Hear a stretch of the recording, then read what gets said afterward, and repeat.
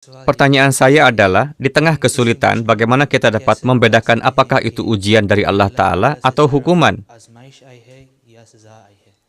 Seorang manusia terus-menerus harus menanggung kesulitan. Jika kamu jatuh sakit, ini adalah kejadian alamiah. Seseorang bisa sehat atau sakit, itu bisa sulit, dan kadang-kadang suatu penyakit menyebabkan rasa sakit yang sangat. Seseorang mungkin berpikir bahwa mereka sedang dihukum. Orang-orang memang mulai berpikir dengan cara ini.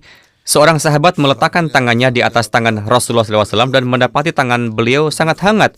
Pada saat itu beliau sedang sakit. Sahabat itu berkata, tampaknya huzur sedang demam.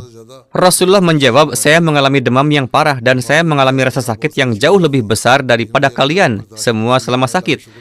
Saya terkena demam dan penyakit lainnya. Namun Allah Ta'ala telah memberi saya kekuatan untuk bertahan dan saya bersyukur kepadanya. Saya hanya berdoa kepada Allah Ta'ala agar Dia meringankan penyakit saya dan agar saya tidak bersyukur kepadanya. Allah Ta'ala berfirman bahwa meskipun kita mengalami kesulitan, kita harus bersyukur. Bahkan Allah Ta'ala menyatakan dalam Al-Quran bahwa Dia akan menimpakan kepada kita berbagai kesulitan dari kelaparan, kehausan, rasa sakit, penyakit, dan sebagainya. Dan mereka yang bersabar selama ujian-ujian ini akan membaca Inna lillahi wa inna ilaihi raji'un. Kamu harus membaca ini. Kadang-kadang ujian menjadi berkepanjangan. Memang, jika kamu berbuat baik, beribadah kepada Tuhan, bersedekah, menunaikan hak orang lain, dan kesulitanmu masih berkepanjangan, maka itu berarti bahwa Allah Ta'ala sedang mengujimu. Kamu masih melalui ujian.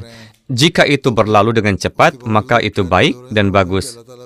Hadrat Masih Maud salam menulis bahwa terkadang pengabulan doa ditunda.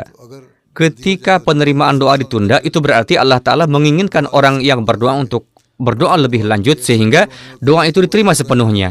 Ini juga merupakan praktik Allah Ta'ala. Terkadang ujian diperpanjang untuk membangkitkan lebih banyak doa, sehingga menghapus semua dosa masa lalu. Jika kamu melakukan dosa, tidak berdoa, tidak memenuhi hak orang lain, dan tenggelam dalam kejahatan lainnya, maka jika kesengsaraan menimpamu, itu bukan ujian tetapi hukuman. Kamu dapat menganggap itu sebagai hukuman. Sebagian darinya kamu terima di dunia ini dan sisanya akan diberikan di akhirat. Selain itu, terkadang Allah Ta'ala menghukum seseorang di dunia ini atau menempatkannya melalui ujian atau dosa-dosa yang tidak dia sadari. Dan sebagai hasilnya, dia mengampuni orang tersebut. Kemudian di akhirat, tidak ada hukuman. Ini juga merupakan sunnah Allah Ta'ala. Oleh karena itu, bersyukurlah kepada Allah Ta'ala dalam setiap keadaan, memohon kepadanya dan berdoa agar ujianmu tidak bertambah. Ini adalah doa yang diajarkan oleh Allah Ta'ala, dan kamu harus sering membacanya dengan mengatakan, jangan menempatkan aku dalam ujian yang begitu panjang sehingga aku tidak mampu menahannya. Atau jangan menempatkan aku melalui ujian yang tidak dialami orang-orang sebelumku. Ayat terakhir dari surah yang saya baca selama salat fajar atau subuh pagi ini juga merupakan doa untuk memohon pengampunan dari Allah Ta'ala.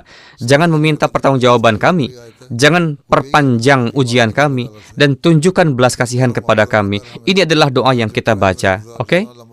Saya berulang kali membaca ayat-ayat dan surah-surah seperti itu agar orang-orang mengingatnya. Jika kamu mengingatnya, kamu juga akan menemukan pesan di dalamnya. Kemudian kamu akan melewati ujianmu dengan mudah. Oke? Dan jangan menjadi kewalahan dengan hal-hal kecil yang tidak penting dan menganggapnya sebagai ujian besar. Sebagai manusia yang hidup di dunia ini, kamu akan menghadapi kesulitan-kesulitan kecil dan kamu harus menahannya.